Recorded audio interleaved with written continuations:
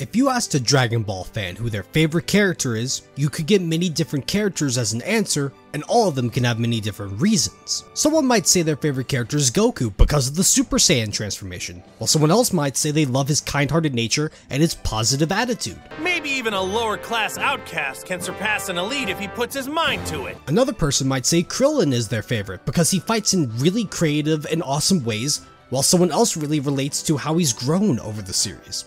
The journey you've made since arriving at my island is amazing. You should feel proud, Krillin.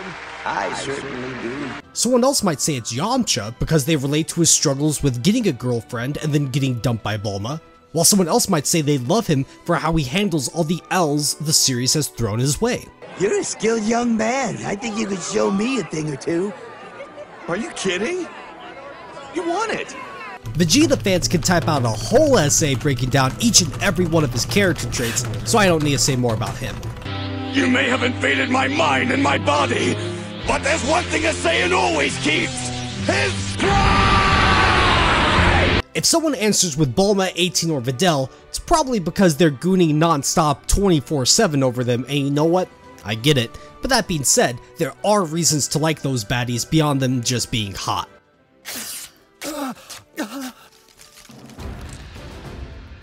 I can't believe you'd go through all of this just because I turned down your autograph. Hold on, you're gonna ignore proof that your husband's a cheat? It's not proof because he's not a cheat. I'm sure there's a very good reason for that kiss. Now there is one character that does not follow this trend. If you ask someone who their favorite Dragon Ball character is, and they respond with Tien, it's for one simple reason. He's just cool.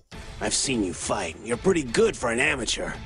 You think you're ready for me? Yes! This isn't about the rivalry between our schools, or revenge. I fight for one purpose only: to win. Containment wave! No matter where you go, it will track you. Go ahead! I'm not afraid!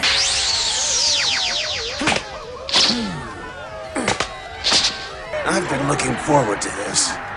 Tien was introduced in chapter 113, and his only line in his debut chapter is a disrespectful snort as he walks away with Master Shin and his friend Chaozu. Thankfully, we get to see more of him in the next chapter, and although he is a master martial artist, I would say he's even more of a master of talking mad shit. Your expectations must be very low if you consider that an accomplishment. Excuse me? I'm sorry, I forgot my audience. I'll use less syllables. I can't be defeated. You're lucky we don't have a match in the preliminaries. Whatever. The best part about his trash talk though is that he's not bluffing. He can back it up too. He is insanely strong, so much so that Goku, Yamcha, and Krillin are impressed. We get to see his full strength come out in his fight with Yamcha, and I have to admit my bias towards this fight. It is one of my personal favorites in the entirety of the Dragon Ball franchise. The speed, the choreography, the shit talk, Wolf Hurricane being the Japanese version, literally everything about this fight kicks ass. But one of the best parts about this fight is how we see Tien's character develop a little bit over the course of it. He begins the fight by showboating and disrespecting Yamcha, to admitting that he wasn't all talk, and that the Turtle Hermit students should not be underestimated. This shows us that although Tien talks a lot of smack, he is willing to give credit and respect where it's due, even though it's ironically in a disrespectful way. This tournament sets up Tien as a guy who can talk a lot, but can also back it up. However, his cocky attitude does get the better of him in his fight with Master Roshi. He boasts about his speed, and that Roshi wouldn't be able to see him at all, but he's taken completely off guard when Roshi counters him perfectly. I'm gonna pound you into dust, old-timer!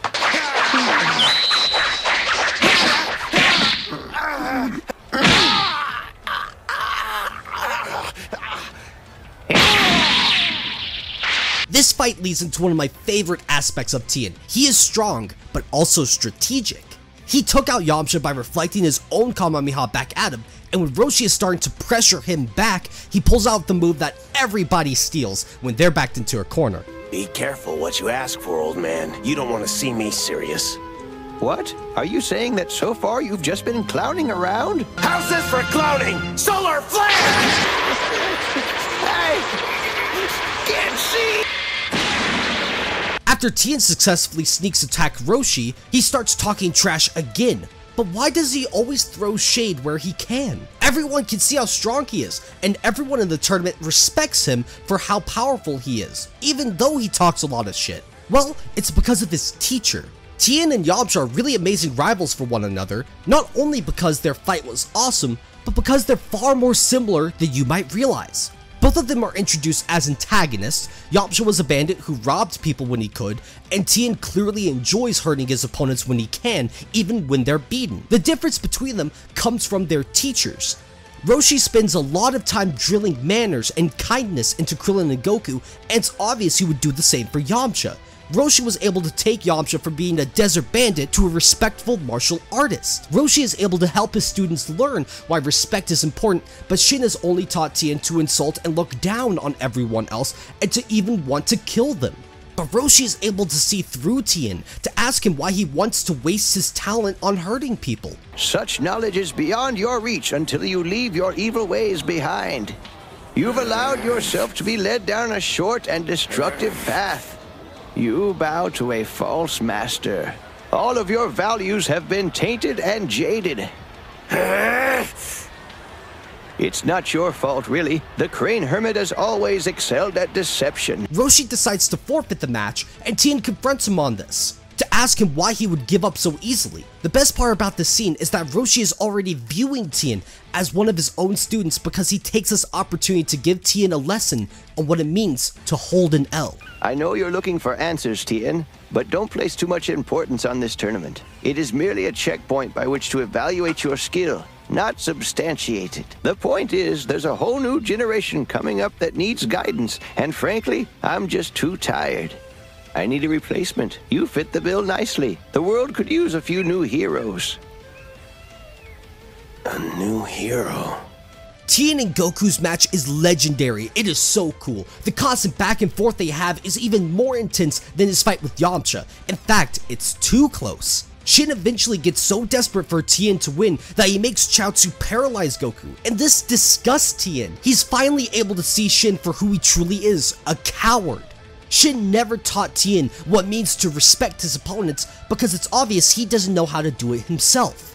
Do it, Tien Shinhan! Strike him down! Tien Shinhan! Leave me alone! He must die! I am your master! Obey my command! No, I won't kill Goku! Doing so would cause me to lose this match! You weak coward! Insolent fool! You have allowed that senile turtle hermit to warp your mind! I gotta say, the visuals in this scene are so good. Having Tien be shrouded in darkness as the clouds are covering him while Shin is telling him to kill Goku, and then the clouds parting and he comes back into the light, that's just so good. It's obviously pretty on the nose and you don't need me to explain what this imagery means, but it's small things like this that really just make me appreciate how anime can be used as a visual storytelling medium. And that Dragon Ball isn't just a super fast, fighting anime, that there is thought put into it. I just wanted to say that real quick, man. I love this scene. Now, I mentioned earlier how Tien isn't just a fighter who relies on brute force. He's not just a full ugga mugga, unga bunga, big brain go big burr kind of fighter. He has a wide array of techniques, but when his back is against the wall, he will use one of the best, biggest, and most powerful attacks in Dragon Ball. The one, the only, the Ki-Ko-Ho.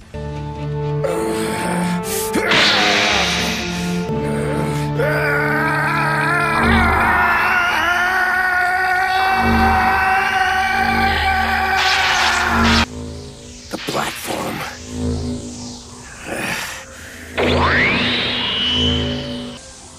Try me!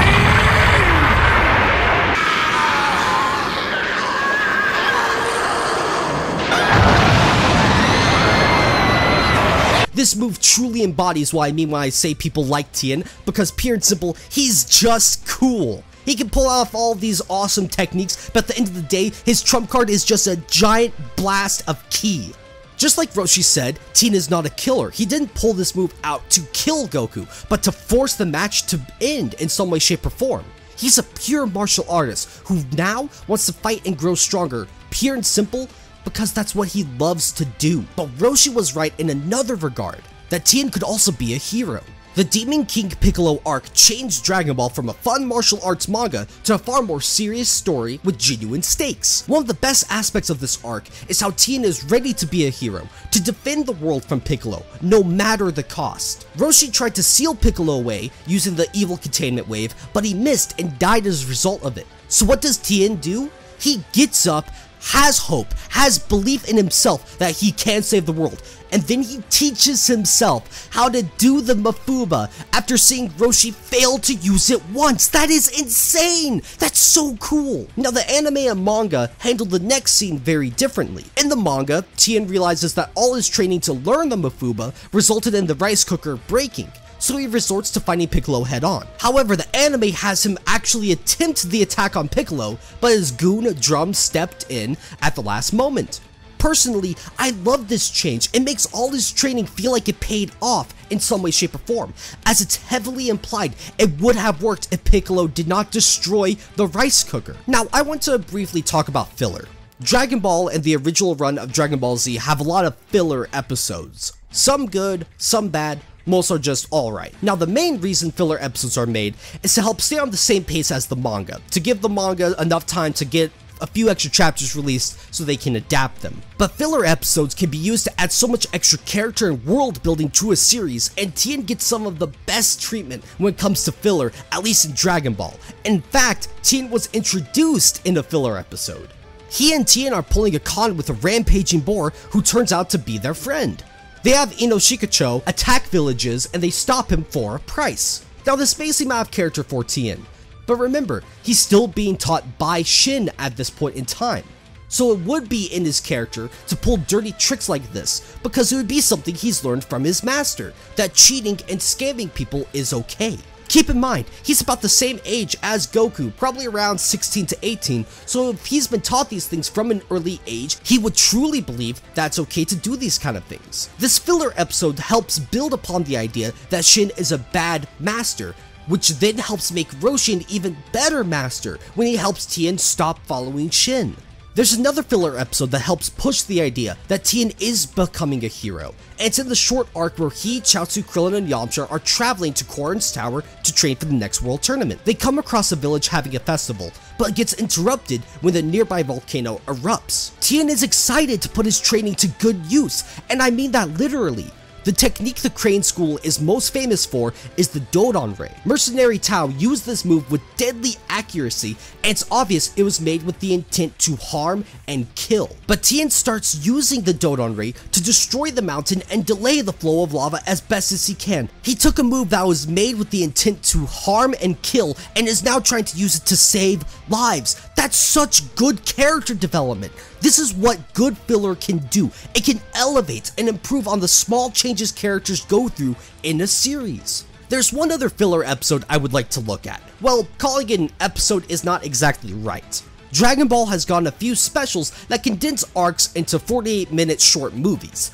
One of these movies was called The Mystical Adventure, and it's kind of a retelling of the 22nd World Martial Arts Tournament arc.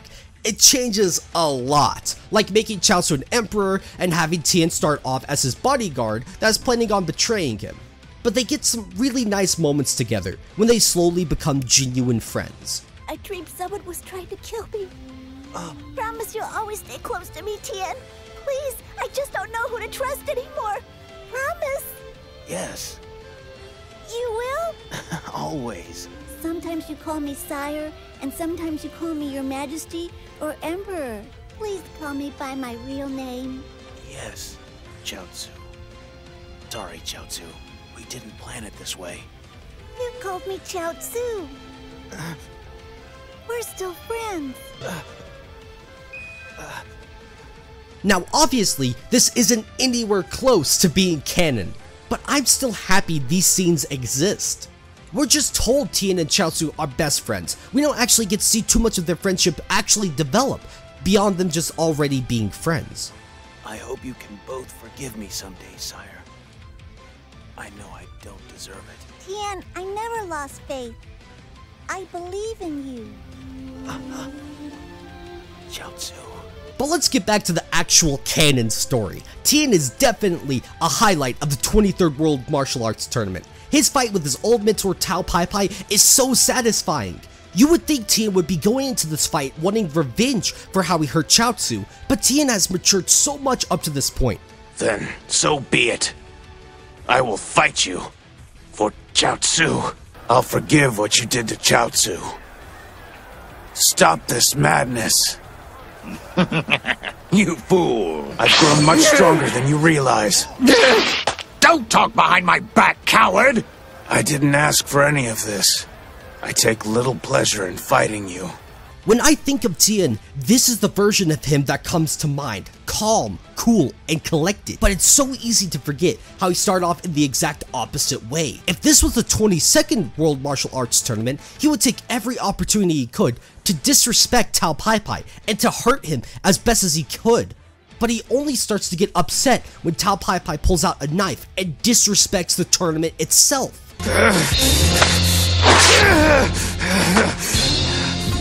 What respect I had for you is now turned to pity. You have no honor.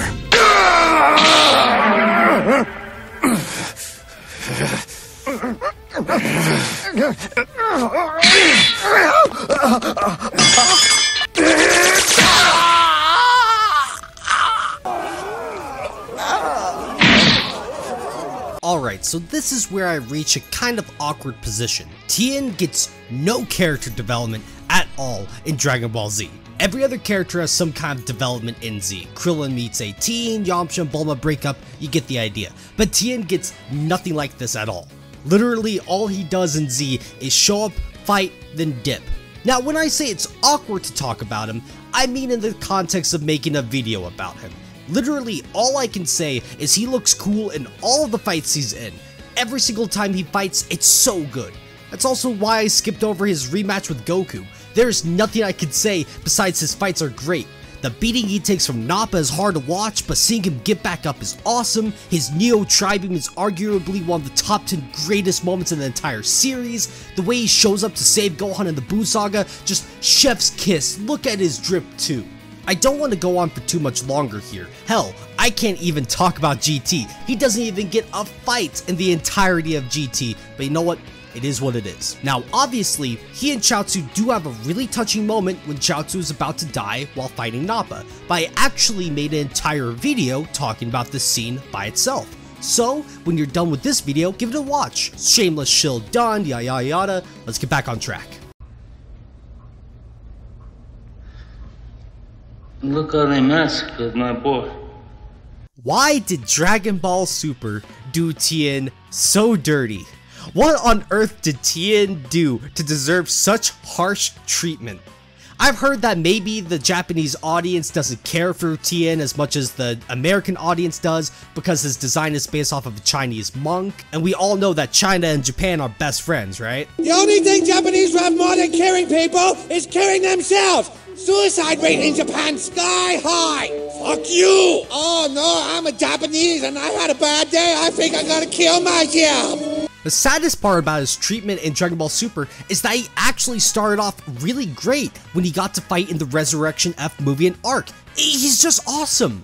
He's taking down hordes of Frieza's goons all by himself, but it's literally all downhill from here. He gets nothing until the Tournament of Power arc, and truth be told, the writers were cooking when they brought him back. Tien is running his own dojo now, and that is the perfect destination for him as a character. It makes perfect sense. He's able to pass on what he has learned to a new generation of martial artists. Not as a member of the Turtle Hermit or the Crane schools, but on his own merit. I love this so much. He even gets to be based when a girl comes by to join his school for a stupid reason. And why do you wish to walk the path of martial arts? I heard that it could do wonders for a girl's looks. Girl's looks? Then I'll have to ask you to find another dojo. It turns out Yurin was a member of the Crane School and wanted revenge on Tien and Chaozu for leaving, and she goes on to destroy the nearby village by controlling his own students. The ironic part about this situation is that Tien would have probably been more willing to accept her if she was honest about her motives for joining. He too once walked the path of hate and revenge, so if anyone could have helped her get off of that path, it would have been Tien. I know that his introduction episode was filler, but in some way this episode is a small redemption arc for Tien. He, Chaozu, and Ino Shikacho scammed as many villages as they could, and they never suffered any consequences for deceiving them. They put all of the blame on Goku and ran away. But now Tien is able to help guide her in the way that she needs. He makes her apologize to the village, which is something that he and Chaozu never did. But before we can begin, you need to apologize to all of these people. Yeah. I'm sorry, everybody! If you want to believe that this filler episode is canon at least. But whether or not it is canon, it's still great to see how Tien has grown from a hothead pupil into a calm, level-headed master. It's a shame this great bit of character development was overshadowed by him getting destroyed by Roshi. I really enjoy how Dragon Ball Super brought Roshi back, but it sucks that it's at the expense of Tien. He's gone from taunting Roshi by using a Kamehameha wave of his own to getting his shit kicked in by him in a few decades in the future. It just doesn't make any sense. I get that they said Roshi has been training again, but this really sucks as a Tien fan. Another quick nitpick I have is the way that they have Tien refuse to go to the tournament at first. They make it seem like he'll be gone for a month, a super long period of time, but no, it lasts what, an hour at most, and they had 40 hours to prepare? He acts like leaving for a day is abandoning them, but that is just so stupid. He could have easily told his students to meditate for an hour while he was gone, or maybe have Chaozu teach them about psychic abilities and how to fire off some Dodon rays, but no, they just make Tien act out of character. It just feels so weird. Hell, on top of that, the whole Goku hiding the true stakes of the tournament doesn't make any sense with anyone, let alone Tien. If anything, it would have motivated him even more to fight so Chaozu would not be erased from existence. Would you really believe that he'd be too scared to fight if he knew Chaozu's life was on the line again? Man, this episode just pisses me off so much, even more so because it had everything it needed to show us how much Tien has grown, but they dropped the ball with this one. I sure hope this doesn't carry over into the tournament itself. Foreshadowing is a narrative device. I can't even begin to describe how disappointed I was when I watched this episode. Tien being the only one who could track the sniper's movements is great, but why the hell does he just blindly run towards him? He has been able to redirect and completely nullify beam attacks all the way back in Dragon Ball, so why can't he do that here? At least they acknowledge how big the Tri-Beam is compared to other beams, so when he does get close enough to the guy, he blasts away everything he can. But then he gets cocky and lets his guard down. Where'd you come from? When did you let me go? I won't be leaving this ring alone. Oh, come on! Let me ask this, did he really need to use all three of his copies here? If one of them stayed in the ring, he'd at least be able to contribute a little bit more. You know, 1/4 of a Tien is better than no Tien. But no, they just give Tien the shaft at every chance they get. I know I sound all nitpicky with this episode, but Dragon Ball Super treats Tien so poorly. He's gone from one of the most powerful and creative and smart fighters to a guy who just loses. But at least the anime gave him something. The manga, on the other hand, oh boy, don't even get me started on that. It's one thing to knock Tien out almost immediately, but to disrespect his best move, man, this chapter fucking sucks with Tien and Krillin. Like, it's horrible. At the very least, the moral arc redeems the manga because everybody gets to fight. That even includes Chaozu. He and Tien team up for the first time in years, and they manage to beat their opponents by talking mad shit, just like in the good old days. What are you looking at? Come on, speak if you've got something to say.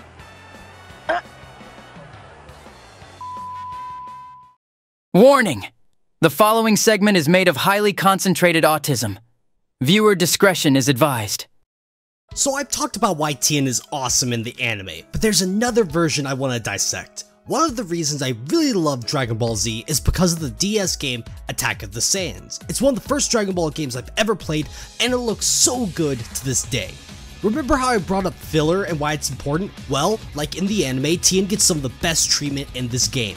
Not only does he deal ridiculous amounts of damage with his Tri-Beam attack, but there are a few moments that Tien gets that are just so good. He decides to free a powerful demon in exchange for the power he needs to surpass Goku, but Chaozu protests this. Chaozu knows that Tien normally would not resort to a shortcut like this, but Tien is ironically blinded by his desire to beat Goku.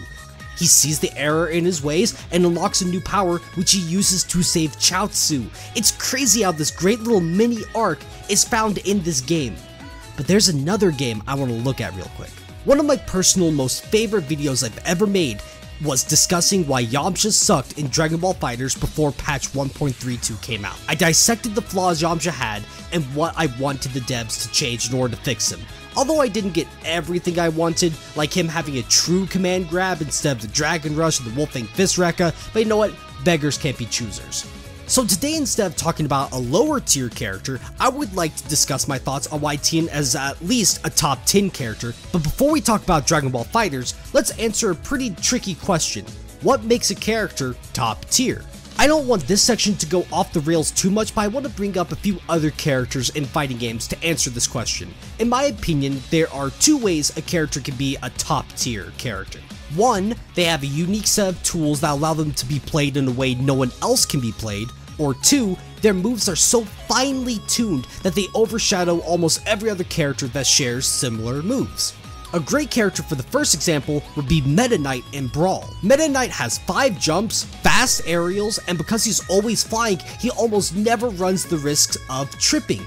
Meta Knight's unique moveset allows him to play a really annoying and slow hit and run playstyle. He will force you to make bad approaches and then capitalize on your poor decisions. The last Brawl tier list has him at the very top, and the few characters that are considered good enough have a few ways to deal with Meta Knight. The whole meta is centered around Meta Knight.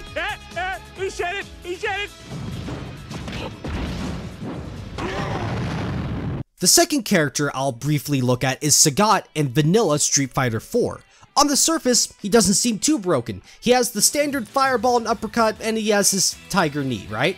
But he has the fastest fireball in the game, and his tiger uppercut FADC it's stupid, it's ridiculous. The moment he reaches half health, he can threaten you with a completely safe on block, invincible reversal that can be hit confirmed into ludicrous damage with his ultra. No other character could deal damage as much as Sagat could consistently. Ryu could also Shoryuken FADC, but the damage he gets is far less, so Sagat could play in a way most other characters could not. Therefore, he's a top tier character in vanilla Street Fighter 4. This is disgusting. This is awful in every way. If I could kill it, I would. But I legally can't. But I've considered it. So what makes Tien a top tier character, at least in my opinion? Well, he's one of the most consistent characters in the game. His move list is deceptively simple. He has an overhead, a low, a grab, a full screen beam, and Chaozu can paralyze his opponents from anywhere on the screen, at least up to 2 times. His Crane Strike attack starts up pretty fast in 24 frames, and if they block it, you can use an assist to force a high-low mix-up. At any point in time, he can catch the opponent not checking their toes and convert the attack into a solo combo that deals okay damage, but more importantly, has great corner carry. His volleyball fist is really great. His Dodon Ray is one of the best beams in the game because of how he falls while using it, but if your opponent is catching on to the timing of you falling, you can stay airborne instead. You can also get a little bit cheeky by whiffing a jumping medium attack, which might make the opponent think it's a Dodon Ray, so you can force them to approach in a way that might be punishable. His medium volleyball fist hits full screen and has a guard point when it starts up, so he can steal turns back really easily. Hell, his grab also is armored like this, so blocking isn't really safe against him. A lot of players rely on doing a beam special, cancelled into a vanish to get in, and if they're mashing buttons, Tien can use his volleyball fist to punish them. This is something I briefly mentioned in my Yamcha video, but Yamcha standing heavy couldn't punish every single character because some characters' auto combos move them really far forward, so they would catch Yamcha when he's not invincible. Tien, on the other hand, it works all the time. Tien can also abuse the hell out of a really cool piece of fighting game tech. Back in Street Fighter 2 Turbo, Sagat performed his Tiger Knee special move by inputting a quarter circle forward input followed by an up and forward input. Doing this specific input is called a Tiger Knee, and few characters can use this in Dragon Ball FighterZ. By inputting this specific motion, you can perform aerial special moves the moment you leave the ground, so characters like Z Broly can get his air grab barely off the ground and anti-air really efficiently. Tien's aerial volleyball fist is an overhead, so you have to block it standing, and normally you can only really use it after an instant air dash heavy, which you then cancel into the heavy version of the volleyball fist. This forces a 50-50 scenario between blocking the overhead volleyball fist or his low crouch light. You can use it after his grounded down heavy, but you're left at -10, so unless you use an assist, you can be punished here. Normally, you can't use the volleyball fist as an overhead because you have to wait a bit after falling in order for the move to connect, unless you tiger knee the attack. By doing the quarter circle forward input and then inputting up and forward, you can instantly use this 15 frame overhead. If you struggle with blocking or reacting to 24 frame startup moves, there is no way in hell you're ready for this. And not only that, depending on your team, some characters can actually combo off of this because a few characters in the game have moves that hit OTG or on the ground when the opponent is sliding.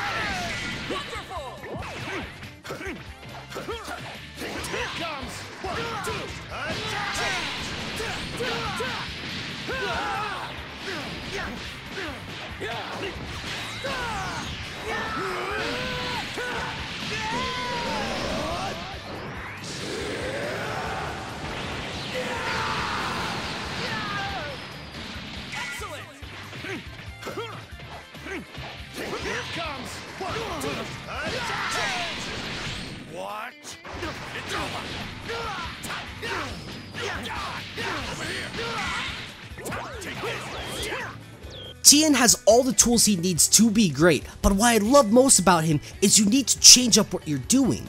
If you keep spamming the same attacks or mix-ups, your opponent will catch on and punish you accordingly. Just like how Roshi and Goku found ways around his moves in the actual series. That's so cool. I don't know if that's intentional or not, but it really does feel like you are playing as Tien. If you play Tien, you need to have good fundamentals and a good understanding of what your whole team can do. In the right hands, Tien can be a monster. His moveset is simple, but it gives him everything he needs to be a top tier character. I gotta say, Tien has far more depth than I remembered. In my mind, I only see him as the calm and stoic monk, but it was great to look back at where he started. Characters need to have depth in the series, but not every character needs to be as deep as the Mariana Trench. Is it nice to have a 5-course feast of a meal? Yes, but sometimes you just want a nice, simple steak, just some salt, pepper, medium rare, boom, you're happy. And that's how I see Tien. His character arc in Dragon Ball is a very simple and straightforward villain turns good story that is completed in just a few chapters, and you know what? I like him because of that. I have a soft spot in my heart for all of the human characters. I relate to Krillin and Yamcha a lot, and I love how they have evolved over the years. Yamcha retired from fighting for a while because he accepted his limits, whereas Krillin kept on training because that's all he really knew, until he met 18 and prioritized his family over martial arts. I love both of their arcs, but it's really great to see Tien stay on his own path, not worried about how strong Goku has gotten, only focused on getting as strong as he could possibly get. Goku, you've been my inspiration as a martial artist for as long as I can remember. Everything I am now, I owe to you. And how did I repay you? I stood there and watched you die. I will not make the same mistake with your son! He's dedicated everything he has to martial arts and will do so till the day he dies. This pure and raw passion for what he loves is what draws people to him. I mean it when I say I love Tien Shinhan because of one simple reason. He's just cool.